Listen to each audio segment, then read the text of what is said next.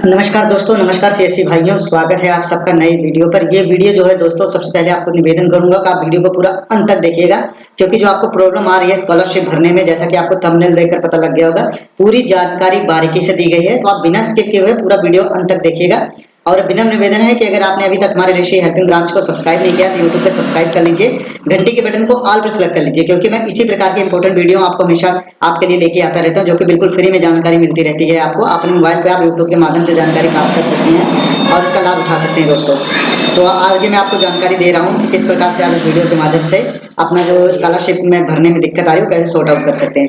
दोस्तों, ये जो वीडियो है इसके माध्यम से सारी जानकारी दी गई है, चाहे आप 9th क्लास का भर रहे हैं, चाहे 10th का भर रहे हैं, या फिर 11th का भर रहे हैं, या फिर 12th का भर रहे हैं, या फिर बीए, बीकॉम या बीएससी का भर रहे हैं, जो पोस्ट ग्रेजुएशन या ग्रेजुएशन का है, सभी के लिए है। बिल्कुल सेम प्रोसेस है, क्योंकि गवर्नमेंट ने अभी बहुत ज्यादा चेंजेस कर दिया है स्कॉलरशिप में, जिसमें अभी इसका आपको पता होगा डिजी लॉकर से वेरीफाइड किया जाता है, आधार कार्ड से मोबाइल नंबर लिंक होना चाहिए आपका, और एनपीसीआई भी लिंक होना चाहिए बैंक आधार से, तभी आपका ये जो है आगे प्रोसेस होगा। तो सबसे पहले विनम्र निवेदन करूंगा, अगर आपने अभी तक अपने बैंक खाता से आधार सीड नहीं कराया है, देखिए यहाँ पे लिख के भी आ रहा है, आधार सीड करवा लीजिए नजदीकी जो भी आपकी शाखा है। और दूसरी चीज, आधार कार्ड से अगर आपका मोबाइल नंबर नहीं लिंक है तो उसको लिंक करा लीजिए, रजिस्टर्ड मोबाइल नंबर। तीसरा बेनिफिट ये है कि आपका जो है फिंगर और जो आपकी डिटेल्स है वो अपडेट होनी चाहिए। जैसे कई बार क्या होता है कि बहुत पहले हमने आधार कार्ड बनाया हुआ था, लेकिन उसके बाद कोई अपडेशन नहीं करा तो भी आपका डाटा फेच नहीं होगा, फिर आप कमेंट के माध्यम से पूछोगे। तो अगर आपका ऐसा कोई दिक्कत है तो आप सबसे पहले अपने नजदीकी आधार सेवा केंद्र में जाके अपना मोबाइल नंबर लिंक करा लीजिए, अपना डेटा को अपडेट करवा लीजिए, नजदीकी बैंक अकाउंट जो भी आपका जिस भी बैंक में खाता है उसकी ब्रांच में जाइए और एनपीसीआई को लिंक करा लीजिए। इस एनपीसीआई लिंक करने का मैंने प्रोसेस भी बताया हुआ है, जिसका वीडियो का डिस्क्रिप्शन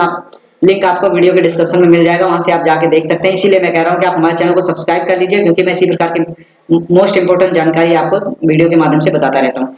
तो दोस्तों देखिए, सबसे पहले मैं आपको ऑनलाइन करके बता दे रहा हूँ। देखिए, इसके लिए रजिस्ट्रेशन करना है। अगर आपने रिन्यूअल किया हुआ था, पहले से रिन्यूअल था, तभी मैं आपको बता दे रहा हूँ कि आप नया फ्रेश रिन्यूअल कर लीजिए। मान लीजिए आपने 9th में या 11th में पहले से ऑलरेडी कर रखा था, तो क्योंकि यह दिक्कत आएगी, अगर आप करेंगे तो होगा नहीं। तो आप फ्रेश ही एक नया बनाइए, तभी आपके लिए बेटर रहेगा, क्योंकि मैं भी बहुत परेशान हुआ हूँ, तभी जाके सोल्यूशन मिला है। इसलिए मैं आपको बिल्कुल फ्री में जानकारी दे रहा हूँ। इसके लिए मुझे कई रातें कई दिन मेरे खराब हुए हैं, क्योंकि रात में भी मैं चेक करता रहता था, कभी 12 बजे, कभी 3 बजे, कभी 2 बजे, इस प्रकार से। ठीक है दोस्तों, तो अब आगे बढ़ते हैं बिना आपका टाइम गंवाए हुए। तो मैं लैपटॉप की स्क्रीन पे आ गया हूँ। देखिए, ऑफिशियल वेबसाइट खुली है, इसका लिंक मिल जाएगा आपको। स्टूडेंट कॉर्नर पे जाएंगे, रजिस्ट्रेशन करेंगे। सबसे पहले आप जो भी आपका क्लास का रजिस्ट्रेशन करना है उसके अकॉर्डिंग रजिस्ट्रेशन कर लीजिए, वो आप जानते हैं ऑलरेडी, उसकी वीडियो भी बनी हुई है। रजिस्ट्रेशन होने के बाद अब आपने क्या करना है, लॉगिन करना है। लॉगिन करने के लिए जैसे कि आपका मैं 9th या 10th क्लास का है, या 11th का, 12th का, सेम प्रोसेस है। पहले 4 स्टेप तो जो है बिल्कुल सेम है। तो मैं आपको फ्रेश लॉगिन पे जाएंगे, क्लिक करेंगे। इंटरमीडिएट या प्री मैट्रिक स्टूडेंट लॉगिन जो भी है आपका, उसके अकॉर्डिंग लॉगिन कर लीजिए। इस पे क्लिक करते हैं, लॉगिन पेज डिस्प्ले हो जाता है आपके पास।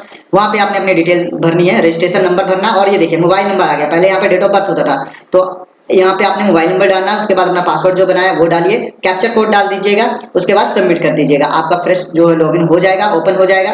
कुछ इस प्रकार से स्क्रीन आपकी। तो दोस्तों हम देखिए, हमारा स्क्रीन लॉगिन हो चुका है, हमने लॉगिन कर लिया है।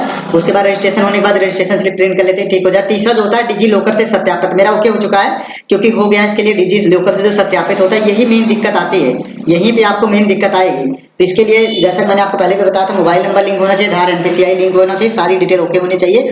तो जैसे डिजी लॉकर पे कराएंगे तो इसके लिए आपको सबसे पहले डिजी लॉकर पे एक अकाउंट ओपन करवाना है। अकाउंट ओपन करने के मैं वीडियो अलग से बना के आपको दे दूंगा, अगर आपको चाहिए कमेंट कीजिएगा, तो मैं नेक्स्ट वीडियो बना के आपको दे दूंगा अगर आपको जानकारी चाहिए। तो उसके बाद डिजी लॉकर अकाउंट ओपन हो जाता है। जो आपने इसमें मोबाइल नंबर रजिस्टर दिया उसी नंबर से लॉगिन कीजिएगा, और वही नंबर आपका आधार कार्ड में भी फीड होना चाहिए। ठीक है, डिजी लॉकर ओके होने के बाद अकाउंट क्रिएट हो जाएगा। उसके बाद आपने लॉगिन करना है। जैसे डिजी लॉकर से सत्यापित वाले डेटा पे क्लिक करेंगे, जैसे कि आपको स्क्रीन पे भी दिख रहा होगा, इस वाले पे क्लिक करेंगे, तो उसके बाद आपसे जो लॉगिन करने के लिए मांगेगा अकाउंट का। तो आपने मोबाइल नंबर से जो आधार से लिंक किया, मोबाइल नंबर डालिएगा आधार वाला जो आपसे लिंक है और जिससे आपने अकाउंट ओपन किया। उसके बाद ओके करिएगा, ओटीपी आएगा, ओटीपी डालिएगा, उसके बाद फिर सत्यापित कीजिएगा। फिर उसके बाद वो लॉगिन जो आपका आधार कार्ड से ओटीपी मांगेगा, फिर ओटीपी डालिएगा, फिर उसके बाद ओके हो जाएगा। फिर उसके बाद यहाँ पे एक नीचे ऑप्शन लिखा होता है स्किप का, स्किप कर दीजिएगा उसको, क्योंकि ये डिटेल अकाउंट क्रिएट करने के लिए बनाएगा। लेकिन आपने ऑलरेडी अकाउंट क्रिएट कर रखा है तो लॉगिन हो जाएगा, डायरेक्ट ओके करिएगा। फिर आपके पॉपअप बन के आ जाएगा स्क्रीन पे, जैसा कि देख रहा है। पॉपअप ओके कर दीजिएगा तो सारा डिटेल जो है आधार कार्ड से आपका जो है डिजी लॉकर के माध्यम से वेरीफाइड हो जाए। जैसे वेरीफाइड हो जाएगा, ये टिक का निशान बन जाएगा। उसके आगे छात्रवृत्ति हेतु आवेदन पत्र भरने का फॉर्म खुलेगा, इसको आप करिएगा। इस फॉर्म को जाकर जो है भरिएगा ऑनलाइन। यहाँ पे डिटेल जैसे मान लीजिए 10वीं का मैं भर रहा हूँ, अपने स्कूल का नाम भरिएगा जिसमें आप पढ़ रहे हैं। ऑटोमेटिक जो है यहाँ पे पास लिखा हुआ है, पूर्णांक मतलब कितना अंक था वो भरिएगा। कितना आपने प्राप्त किया है। जैसे यहाँ पे पूछा कक्षा जिसमें अध्ययन कर रहे हैं, जैसे 8वीं 9वीं का है तो 9वीं, जैसे 10वीं का है ये, इनका रेनुअल मैंने किया था लेकिन मैंने नया बनाया हुआ है फिर से, क्योंकि दिक्कत ना आए तभी मैं कह रहा हूँ आप नया फ्रेश रजिस्ट्रेशन करिएगा। 10th क्लिक कर लीजिए, कक्षा में प्रवेश तिथि, जिस तिथि को आपने कक्षा 10 जो है प्रवेश की है वो डेट डाल दीजिए। ट्रांसफर सर्टिफिकेट पर 0 लिख दीजिएगा, अगर आपके पास है तो डाल दीजिएगा, नहीं बोर्ड पंजीकरण संख्या अगर आपके पास है तो ठीक है, नहीं तो यहाँ पे 0 लिख के आगे बढ़िए।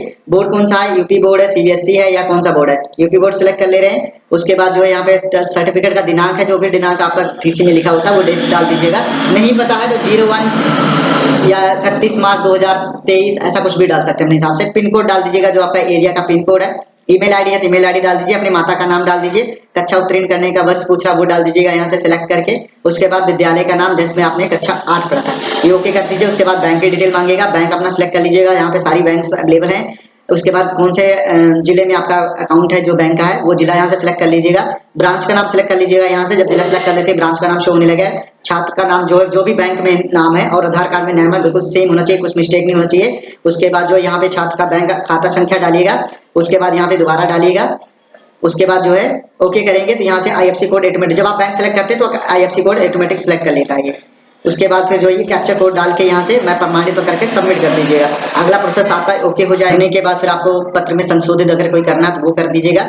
यहीं पे आपको फोटो अपलोड करने का भी ऑप्शन आता था पहले, लेकिन अब नहीं आएगा क्योंकि आपका जो फोटो हो आधार कार्ड से ऑटोमेटिक ले लिया गया है, जो आधार में फोटो वही फोटो सेम आ जाएगी। आवेदन पत्र अगर संशोधित करना है तो संशोधित कर दीजिए, सब ओके है तो आगे बढ़ जाइए। आय और जात प्रमाणीकरण के हेतु जो आपका है ऑप्शन वो हाईलाइट हो जाएगा, उसको ओके कर दीजिएगा, सारी डिटेल वहां से देख के इसको फिल कर दीजिएगा।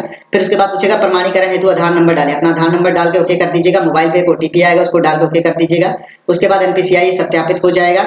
फिर उसके बाद जांच हेतु आवेदन प्रिंट निकाल लीजिएगा। उसके बाद फिर ये आपका संस्था में जमा करने हेतु प्रिंट को आप निकाल के अपने पास रख लीजिएगा। उसके बाद सबमिट कर दीजिएगा। फिर आप जो प्रिंट निकलता है उसको ले जाकर कॉलेज या स्कूल में जहाँ भी आप स्टडी कर रहे हैं वहाँ पे आप जमा कर दीजिएगा। Thank you so much for watching this video. Love you all दोस्तों।